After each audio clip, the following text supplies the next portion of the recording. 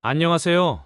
저는 조지아주 서베너에 있는 현대차 LG 합작 배터리 공장 건설 현장에서 일하고 있는 한국인 건설 근로자입니다. 오늘 여러분께 들려드릴 이야기는 제가 평생 잊지 못할 충격적인 경험입니다. 지난 8월 4일 평범했던 하루가 어떻게 악몽 같은 하루로 변했는지, 그리고 475명의 동료들과 함께 겪었던 8시간의 지옥 같은 시간에 대한 생생한 증언입니다. 평범했던 조지아의 아침, 1월 4일 토요일 아침이었습니다. 조지아는 겨울이지만 한국만큼 춥지는 않아서 작업하기에는 괜찮은 날씨였어요. 저는 평소처럼 오전 7시에 공장 현장에 도착했습니다. 현대차와 LG에너지솔루션이 합작으로 짓고 있는 이 배터리 공장은 정말 거대한 규모였어요. 축구장 몇 개를 합친 것보다도 더 큰 부지에 여러 개의 건물이 동시에 올라가고 있었거든요. 그날도 300명이 넘는 한국인 근로자들이 각자의 작업에 분주했습니다. 용접하는 소리, 크레인 움직이는 소리, 중장비들이 내는 엔진음, 평소와 똑같은 건설 현장의 일상이었죠. 저희는 대부분 비일비자나 ESTA로 미국에 들어와서 일하고 있었어요. 비일비자는 사업 목적으로 받는 비자고, ESTA는 90일간 무비자로 체류할 수 있는 제도입니다. 솔직히 말하면 이런 비자로 육체 노동을 하는 것이 완전히 합법적인지에 대해서는 명확하지 않은 부분이 있었어요. 하지만 회사에서 괜찮다고 했고 다들 그렇게 일하고 있었으니까 별다른 의심 없이 일했습니다. 아침 9시쯤 되니까 현장이 완전히 가동되기 시작했어요. 각 팀별로 브리핑을 받고 안전장비를 점검하고 오늘 할 작업들을 확인했죠. 오늘 날씨 좋네요. 어제 한국에서 연락 왔는데 거기는 엄청 춥다더라고요. 동료들과 이런저런 대화를 나누며 작업을 시작했습니다. 10시가 되니까 현장은 완전히 활기를 띠었어요. 한국에서 온 숙련 기술자들의 전문성이 빛을 발하는 시간이었죠. 그때만 해도 몇 시간 후에 이 모든 것이 악몽으로 변할 것이라고는 상상도 못했습니다. 하늘에서 들려온 헬기 소리, 오전 10시 30분경이었을 거예요.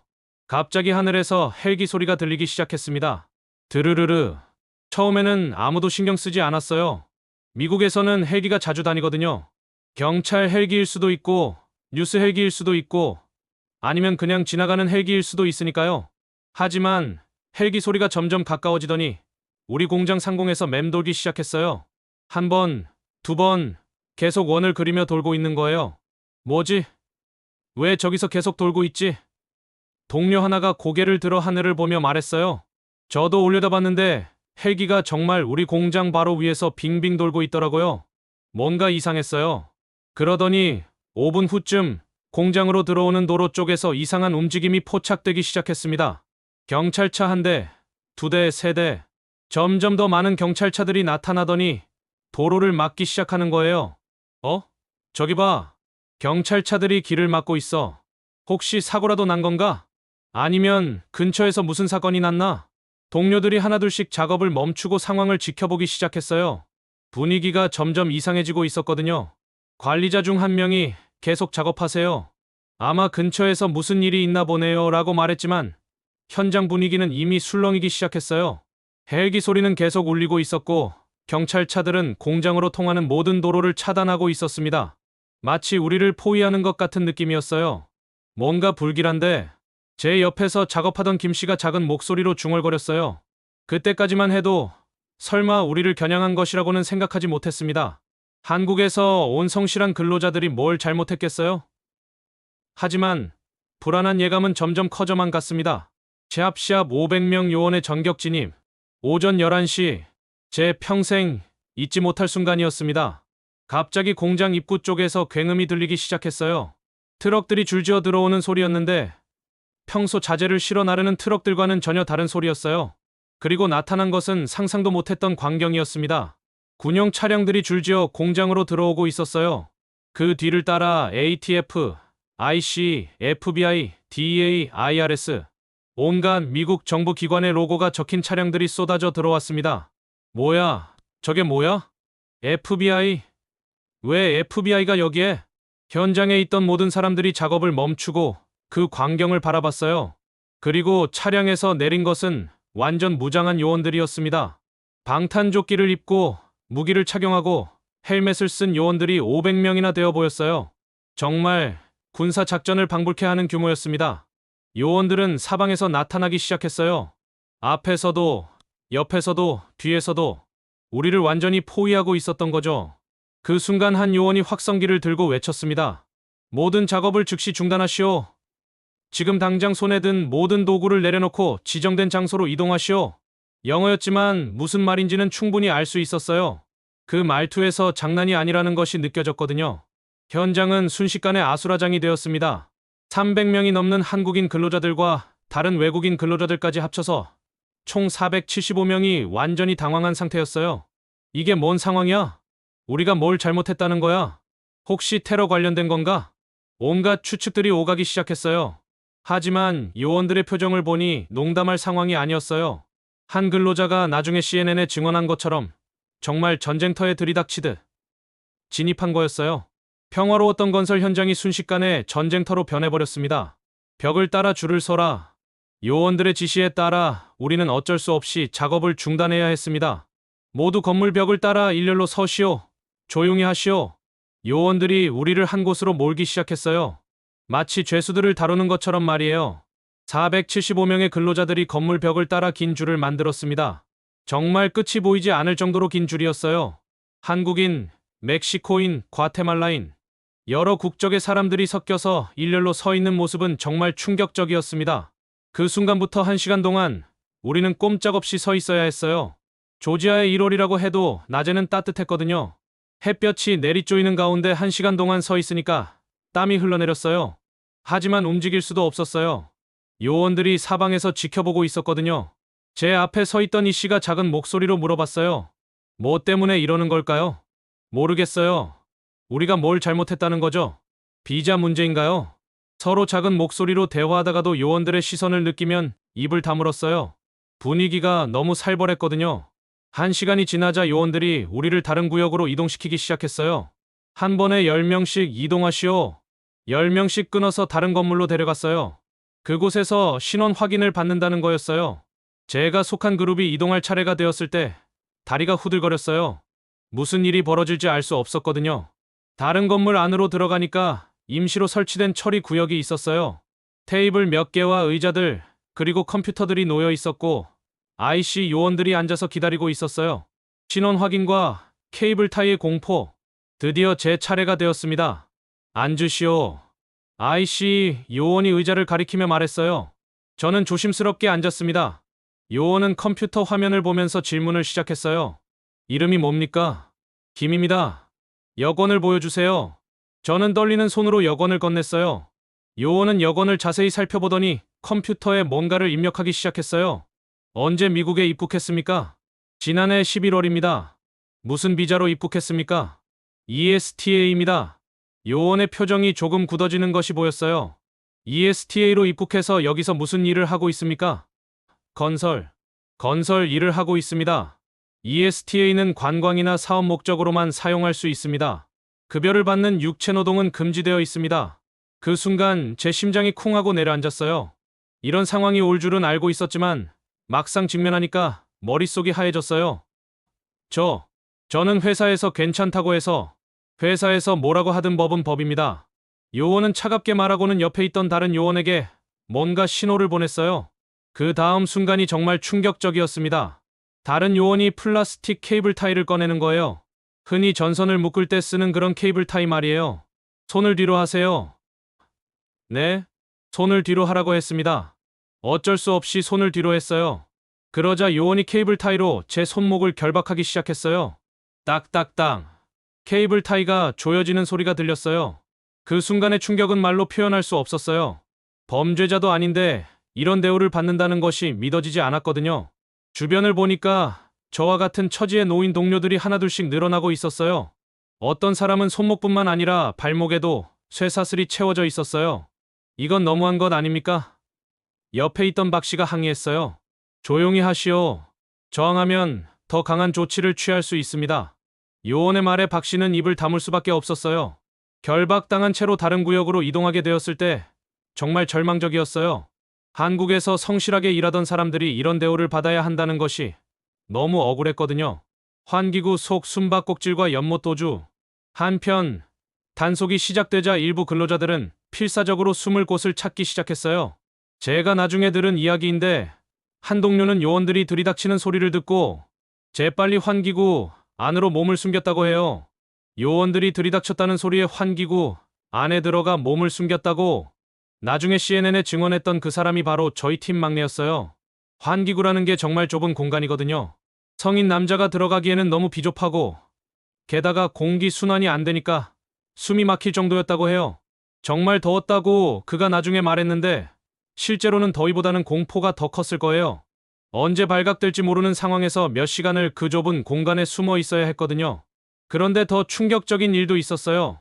공장 근처에 작은 연못이 있었는데 외국인 근로자 2명이 그 연못으로 뛰어들어서 도주를 시도한 거예요. 아마 헤엄쳐서 반대편으로 가려고 했나 봐요. 하지만 요원들의 감시망에서 벗어나기는 어려웠어요. 헬기까지 동원되어 있었으니까요.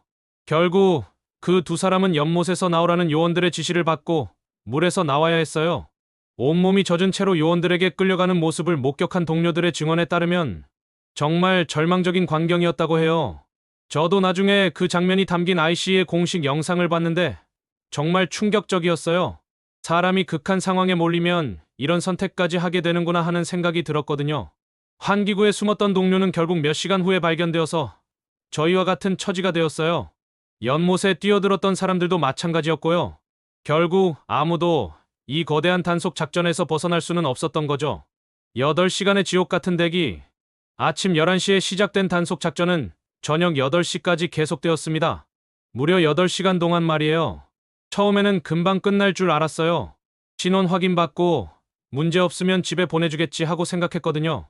하지만 현실은 전혀 달랐어요. 475명을 한 명씩 신원 확인하는 것 자체가 엄청난 시간이 걸렸어요. 게다가 각 사람의 비자 상태, 체류 기간, 하고 있는 일의 성격까지 모두 확인해야 했으니까요.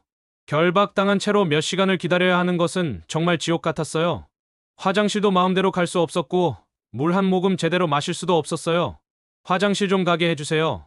누군가 요청하면 요원 한 명이 따라와서 감시하는 상황이었어요. 점심시간이 되어도 밥을 줄 기미가 보이지 않았어요. 배가 고프다고 하니까 곧 끝난다는 말만 반복했어요. 오후 2시, 3시, 4시. 시간은 계속 흘러갔지만 상황은 나아지지 않았어요. 동료들과 눈빛으로만 대화할 수밖에 없었어요. 말을 하면 요원들이 조용히 하라고 했거든요. 어떤 동료는 당뇨가 있어서 약을 먹어야 한다고 했는데 요원들이 약을 확인한 다음에야 겨우 먹을 수 있었어요. 오후 5시가 지나자 정말 절망적이었어요. 한국에 있는 가족들이 걱정할 시간이었거든요. 연락도 할 수 없는 상황에서 말이에요. 요원들은 정말 체계적으로 일했어요. 한 명 한 명 신원을 확인하고 컴퓨터에 입력하고 분류해서 다른 곳으로 보내고 마치 공장에서 제품을 처리하는 것처럼 말이에요. 결국 300명이 넘는 한국인 중에서 상당수가 비일, 비자나 ESTA로는 할 수 없는 육체 노동을 했다는 이유로 불법 체류자로 분류되었어요. 저도 그 중 한 명이었고요. 저녁 8시가 되어서야 모든 처리가 끝났어요. 문제없다고 판정받은 사람들에게는 출발 허가라는 종이를 주었고 그 종이를 보여줘야만 공장 밖으로 나갈 수 있었어요. 하지만 저를 포함해서 많은 동료들은 포크스턴에 있는 구금 시설로 이송되었습니다. 한국 정부의 긴급 대응과 남은 상처. 저희가 구금된 다음 날 한국에서 큰 일이 벌어졌다는 소식을 들었어요. 이재명 대통령이 직접 우리 국민의 권익이 부당하게 침해돼서는 안 된다며 총력 대응을 지시했다는 거였어요. 외교부에서도 조현 장관을 본부장으로 하는 재외국민보호 대책본부를 설치했고 주미 대사관에서 총영사를 현장에 급파했다고 했어요. 그 소식을 들었을 때 정말 고마웠어요. 멀리 떨어진 한국에서도 우리를 걱정해주고 있다는 것이 느껴졌거든요. 며칠 후에는 더 충격적인 소식을 들었어요. IC에서 단속 현장을 촬영한 영상을 홈페이지에 공개했다는 거였어요. 그 영상을 보니까 정말 충격적이었어요. 헬기와 군용 차량들이 공장으로 향하는 모습부터 시작해서 저희가 줄 서 있는 모습, 케이블 타이에 결박당한 채 버스에 오르는 모습까지 모든 것이 담겨 있었어요. 특히 연못에 뛰어들었던 사람들이 물에서 끌려 나오는 장면은 정말 참혹했어요. 미국 정부가 이런 영상을 공개한 이유는 트럼프 행정부의 강경한 이민 정책을 과시하기 위해서였겠지만 저희에게는 정말 치욕적이었어요. CNN을 비롯한 미국 언론들도 이 사건을 대대적으로 보도했어요. 사상 최대 규모의 단일 현장 단속이라고 했더라고요. 한국 언론들도 마찬가지였어요. 온 나라가 이 사건에 대해 이야기하고 있었어요. 구금 시설에서 몇 일을 보내면서 정말 많은 생각이 들었어요. 우리가 과연 뭘 잘못한 걸까? 성실하게 일한 것이 죄인가? 물론 법적으로는 문제가 있었어요. ESTA나 비일 비자로는 급여를 받는 육체 노동을 할 수 없거든요. 하지만 그렇다고 해서 이렇게까지 비인간적인 대우를 받아야 하는 건가요? 결국 저는 일주일 후에 한국으로 강제 출국되었어요. 다른 많은 동료들도 마찬가지였고요. 남은 상처와 교훈. 지금 저는 한국에 돌아와서 이 글을 쓰고 있습니다. 그 일이 있은 지 몇 주가 지났지만 아직도 그때의 기억이 생생해요. 케이블 타이가 손목을 조이는 느낌, 8시간 동안 서 있으면서 느꼈던 절망감, 범죄자, 취급을 받았던 굴욕감. 많은 사람들이 그래도 불법이었으니까 어쩔 수 없었던 것 아니냐고 말해요. 법적으로는 맞는 말이에요. 하지만 그렇다고 해서 사람을 저렇게 대해도 되는 건가요? 케이블 타이로 결박하고 쇠사슬을 채우고 마치 위험한 범죄자를 다루듯이 말이에요. 저희는 테러리스트도 아니고 강도도 아니고 그냥 성실하게 일하려고 했던 사람들이었거든요. 트럼프 행정부의 강경한 이민 정책이 이런 식으로 시행되는 것을 보면서 정말 많은 것을 생각하게 되었어요. 물론 각 나라가 자국의 이민법을 엄격하게 시행할 권리는 있어요. 하지만 그 과정에서 인간의 존엄성은 지켜져야 하는 것 아닐까요? 이 사건을 통해서 많은 교훈을 얻었어요. 첫째, 해외에서 일할 때는 비자 문제를 정말 신중하게 검토해야 한다는 것. 둘째, 회사에서 괜찮다고 해도 본인이 직접 확인해야 한다는 것. 셋째, 미국의 이민법은 정말 엄격하다는 것. 하지만 무엇보다 중요한 것은 이런 일이 다시는 일어나지 않도록 정부와 기업들이 더 신중하게 대처해야 한다는 것이에요. 저희와 같은 피해자들이 더 이상 나오지 않기를 바랍니다. 그리고 해외에서 일하는 모든 한국인들이 안전하게 보호받을 수 있기를 바라고요. 조지아 공장에서의 그 8시간은 제 인생에서 가장 길고 고통스러운 시간이었어요. 하지만 동시에 많은 것을 깨닫게 해준 시간이기도 했습니다. 앞으로 해외에서 일을 하게 되는 분들은 저희와 같은 일을 겪지 않도록 정말 조심하시기 바랍니다. 그리고 정부에서도 이런 일이 재발하지 않도록 더 체계적인 대책을 마련해 주시기 바라고요. 마지막으로 그날 함께 고생했던 동료들 모두가 무사히 한국에 돌아와서 새로운 시작을 할 수 있기를 진심으로 바랍니다. 전쟁터가 된 공장에서의 하루. 그것은 저희 모두에게 평생 잊지 못할 상처를 남겼지만 동시에 소중한 교훈도 주었습니다. 해외에서 일하는 것이 결코 쉬운 일이 아니라는 것. 그리고 우리가 얼마나 조심해야 하는지를 뼈저리게 느꼈거든요. 이 이야기가 다른 분들에게는 경고가 되었으면 좋겠어요. 그리고 정부와 기업들에게는 더 나은 대책을 마련하는 계기가 되었으면 합니다. 감사합니다.